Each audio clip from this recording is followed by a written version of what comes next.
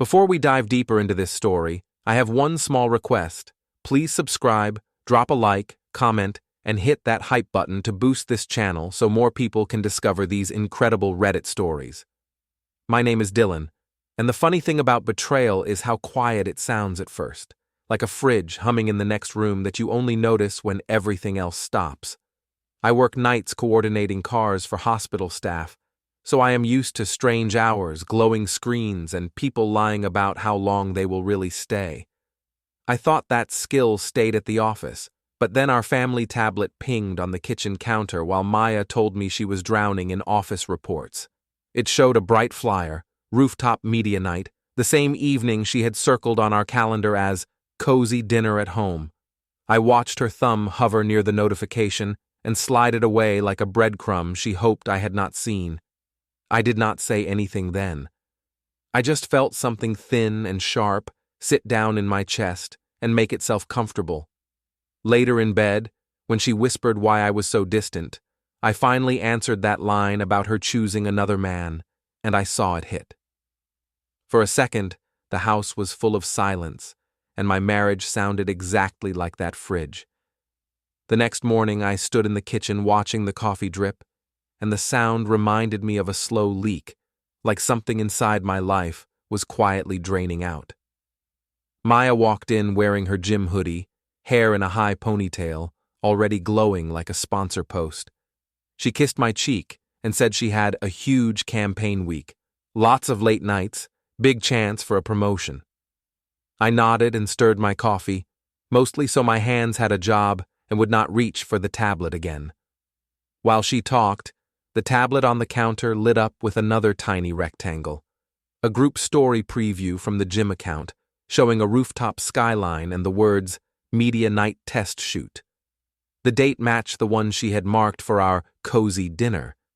She saw the glow, glanced at it, and then smiled wider at me, like she could block light with teeth. After she left, the house felt oddly staged, like a showroom where someone had forgotten to leave a real life behind. I opened the tablet, acting like I was checking the news, and I tapped the gym icon. I could only see public stories, not her close friends, but it was enough. There was a clip from the night before, a spinning shot of cocktail glasses and ring lights, background laughter, the rooftop bar sign visible in the reflection. One glass had a lipstick smear that looked exactly like the dark shade she only wears for special presentations. I told myself it could be anyone. It did not help. That evening, before my night shift, I stepped outside to get some air and found Omar across the street taking out his trash. He looked tired, still in his ER scrubs, coffee cup balanced on the bin. I joked that at least one of us made honest work in this street. He laughed and said our house had more night traffic than the ambulance bay lately, and he nodded toward my driveway. My smile stayed on my face, but this cold little itch started behind my ribs. I asked what he meant, trying to sound casual. He said he thought I had started carpooling because he saw a dark SUV picking someone up from your steps just before midnight on Tuesday. Tuesday was supposed to be Maya's bath and self-care night, the one she guarded like sacred time. I thanked him, said something about maybe it was a delivery.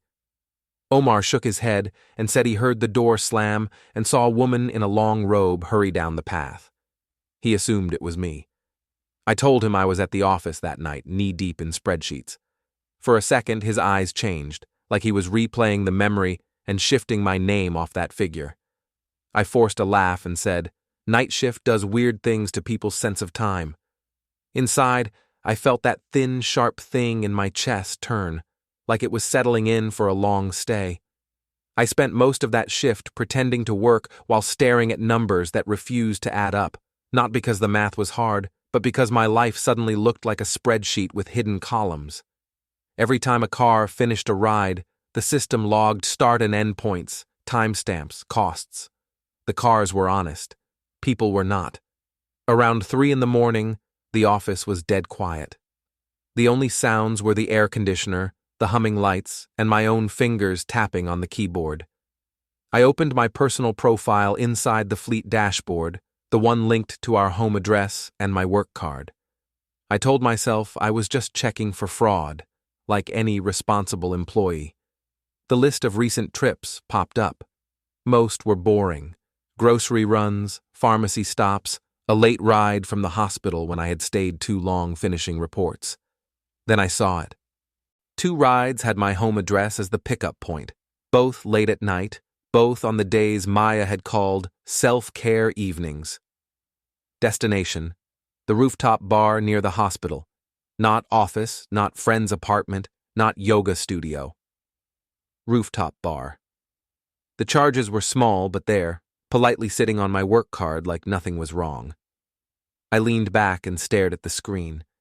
My first thought was that maybe she had met someone there to talk about work. That was the story I tried to feed myself.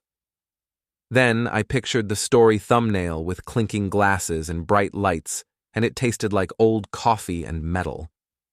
On my break, I pulled out my phone and searched the bar on social media. It did not take long. People posted everything: their drinks, their outfits, their angles, their reflections. One of the gym's trainers had tagged the bar that same self-care night. The clip spun around the table. At the edge of the frame, I saw a familiar hand with the same simple gold ring I had put on Maya's finger. She had taken it off for posts lately, saying it aged the brand, but she wore it at home. I stared at that fraction of a second, like it was an X-ray. There was no label saying "your wife," yet every cell in my body read it that way. When my shift ended, the sky was pale, that ugly color between night and day where everything looks a little sick. I drove home on autopilot. The house greeted me with silence and a faint smell of her perfume. On the counter sat the same tablet, screen dark and innocent.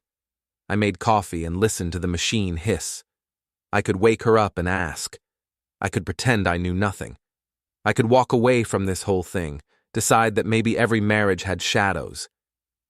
Instead, I sat at the table and opened a simple notes app. I typed in dates, times, destinations, little bullet points like I was making a shopping list. It was not a plan yet, not revenge, not anything official. It was just proof that the feeling in my chest had a shape and that I was not crazy for noticing the noise behind our quiet. By the time Maya woke up, I had already showered and changed, which she took as a sign that I was in a better mood. She padded into the kitchen in a long robe, hair messy, acting like the same woman who used to fall asleep halfway through movies on my shoulder. She wrapped her arms around me from behind and said she was sorry if she had been distant, that work had been crazy, that she felt like she was always selling herself. I almost laughed, because for once the sentence was accidentally honest. I asked how her self-care nights were going, if they actually helped. She leaned against the counter and told me they were saving her, that long baths and herbal tea gave her space to breathe. While she spoke, her phone buzzed. A banner flashed. Media night schedule update, rooftop bar confirmed. She flipped the screen over so fast you would think it was on fire. I watched the motion, filed it away with the rest.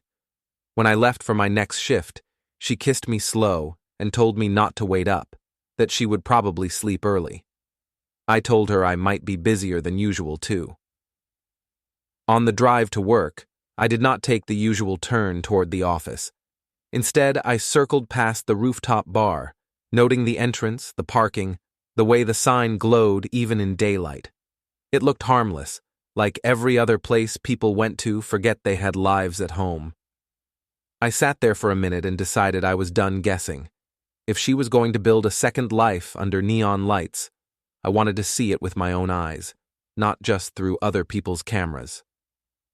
That night, instead of clocking in at the office, I parked a block away from the rooftop bar and walked the rest of the distance like I was just another tired guy looking for a drink after work. The elevator opened straight into noise and light, music bouncing off glass, people holding their phones higher than their heads. I stood near the entrance for a minute and let my eyes adjust. She was easy to spot. Maya moved through the crowd like someone who believed the whole place had been rented just for her. She was in a black dress I had never seen at home, laughing with a group of trainers in branded jackets. At her side stood the man from the gym posters, the one with the careful haircut and the smug half-smile. He rested his hand on the small of her back when he leaned in to talk. She did not move it away. I took a seat at the bar and ordered something simple, more for the cover than the taste. The bartender slid the glass over without looking twice. I was just background. From my angle, I could see their reflections in the long mirror behind the bottles. It felt like watching a show from the cheap seats. At one point, she turned her head and our eyes almost met in the glass. I saw her blink, hesitate, and then quickly laugh at something the man said, as if the reflection had lied to her. A woman I recognized from the gym's social posts drifted over and asked if I was there for the media night too. I told her I was just passing through. She said the manager liked to keep things intimate before public launch, then nodded toward Maya and the man. In that moment, I stopped wondering if I was crazy and started wondering how calm I could be while my life rewrote itself under barlight. I do not remember making the decision to stand up, only the feeling of my legs moving before my brain caught up, like my body had decided it was done being part of the scenery. I walked along the edge of the bar until I was close enough to hear their voices over the music. Up close, the man from the posters finally became real. He had that easy, permanent smirk people get when the world always laughs at their jokes. Someone called him Trent, which fit him more than his designer watch did. He was telling a story about clients who bring drama to the gym, and people around him were eating it up. Maya laughed a little too loudly, like she needed him to hear how loyal she was to the bit. I stepped in beside their group, just close enough that my shoulder brushed his. He glanced at me, then at my plain shirt, and decided I did not matter. I apologized lightly, said the bar was tight, and he waved it off with a fake friendly smile. Then he turned his back on me and placed his hand on Maya's waist again, like he was planting a flag. I do not know what flicked the switch, but my arm moved before the thought fully formed. I shifted my stance and let my shoulder push into him harder than before, just enough to send him stumbling into a bar stool. A couple of glasses rattled, heads turned. Trent straightened, eyes sharp now, and asked if I had a problem. I told him I was just adjusting to the crowd and that sometimes people take up more space than they deserve. The bartender cut in with a bored look and told both of us to relax before someone started filming. I stepped back, hands open, heart steady. For the first time since this started, I realized I did not feel small at all. I could feel his eyes on my back as I walked away, that hot stare people use when they are not used to being pushed, literally or otherwise. I went back to my seat, lifted my drink, and pretended to scroll my phone. In the mirror, I saw Maya grab Trent's arm and talk fast, her face tight in a way the camera never shows. He shrugged her off with a lazy smile, already slipping into some joke about overcrowded nightlife. The group laughed on cue. It was almost impressive how fast they reset. The bartender came over and gave me a second look this time.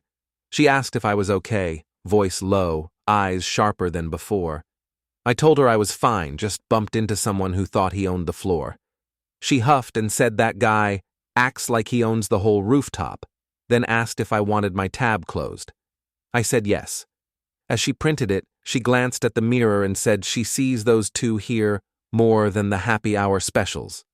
She did not say wife. She did not have to. I signed the receipt with a steady hand. On my way out, I passed the group again. Jess, one of the trainers I had seen in a dozen of Maya's posts, looked at me with a curious smile, like she was trying to place my face.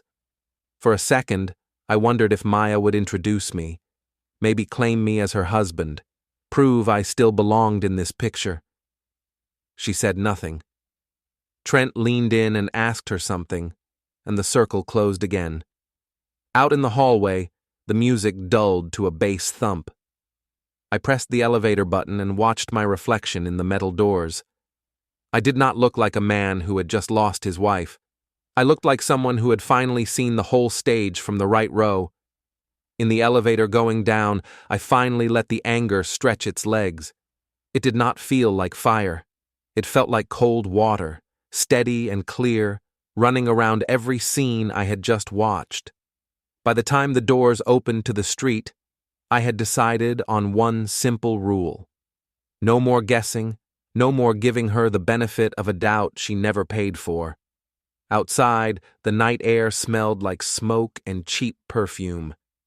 I walked back to my car and sat there with the engine off, watching people spill out of the building in groups, laughing, calling rides. At one point, I saw Trent's reflection in the glass doors as he stepped out to take a call, phone pressed to his ear, head tilted like he was closing another deal. I lifted my phone and snapped a photo of the entrance, the sign, the time on my dashboard. Nothing special. Just another small line on my growing list.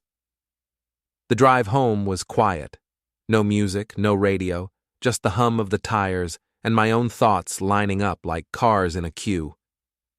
When I pulled into the driveway, the house looked soft and harmless, porch light on, curtains half drawn. Inside, everything was exactly where it should be. Her shoes by the door, her bag on the chair, a mug in the sink with a tea label hanging over the edge like proof of her self-care. I placed my keys on the counter and stared at the family tablet, dark and still. If I tapped it, I knew I would find more tiny truths she had forgotten to clean up. Instead, I let it sit. There was no rush now. She had built this second life slowly. I could take my time taking it apart,